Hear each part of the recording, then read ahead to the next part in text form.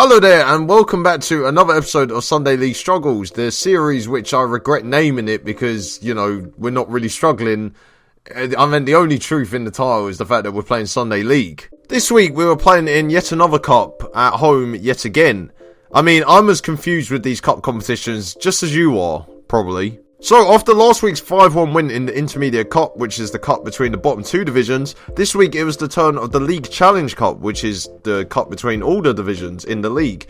And we were this week playing at home to Banter Central FC of Division 1, so the division above us.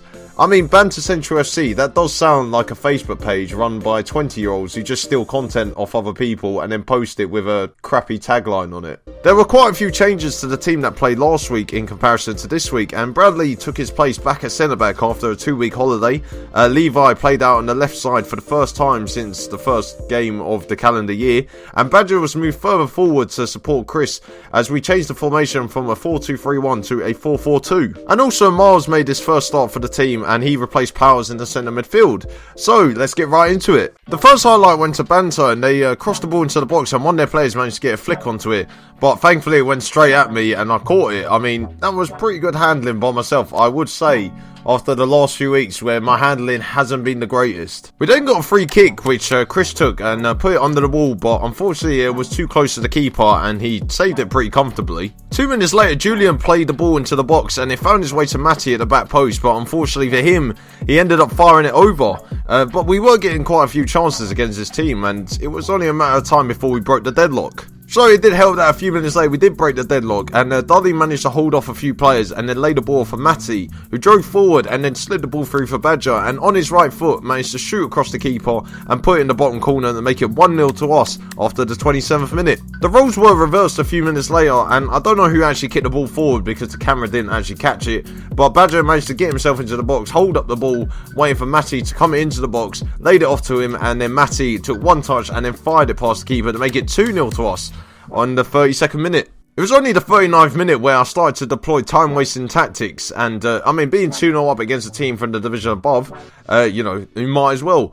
But I did pick up the ball and then punt it long for Badger to run onto, and unfortunately he only managed to win a corner from it. I mean, I am getting closer to my first assist. I mean, there's been many a time where I've managed to get the ball over the defence and then the striker's not been able to put it in the net. Although there probably would be more opportunities for our strikers to score if I could actually distribute the ball well. I then saw their keeper pull off one of the best saves I've ever actually seen live, but you can't see it because Ade was in the way.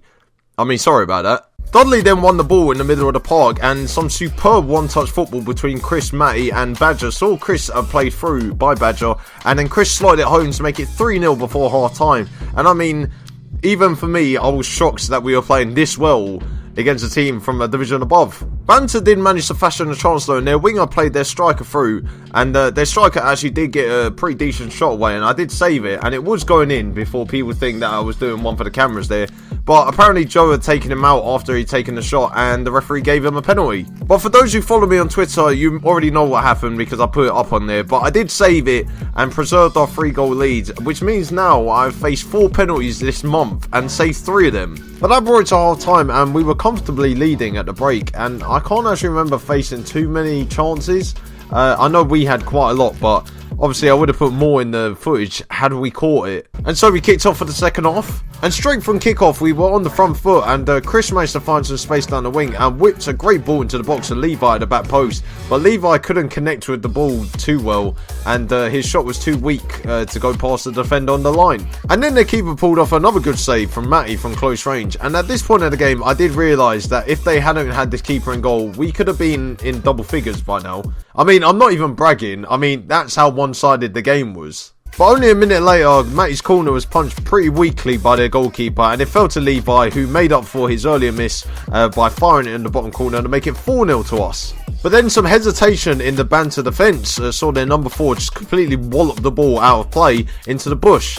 And then we ended up losing that ball. And then Matty came out with 2 footballs. I mean, I didn't realise his day job was being a magician. Julian then found Levi down a wing and he cut inside and managed to pass the ball into the box, and the ball somehow had enough speed to go into the back of the net, much to the surprise of everyone.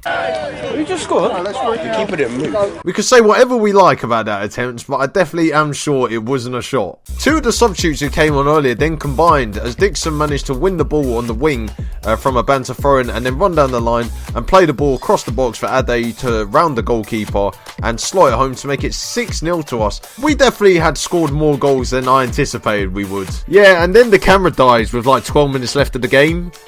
I know, fantastic. Thankfully, Ashley, one of my teammates, did record the rest of the game on his phone.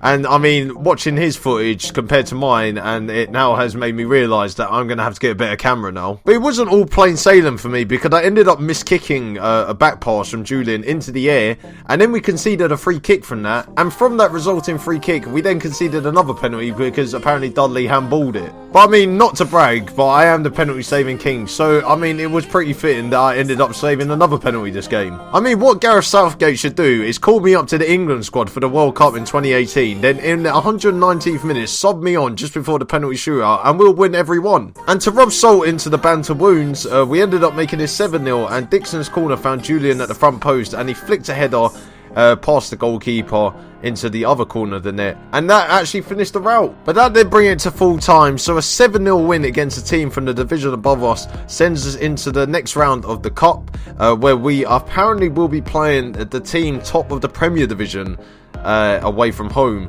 So I mean, look forward to that in episode whatever number it is, because at the moment I don't know which Cup game's next, and I don't know who we're playing at the moment.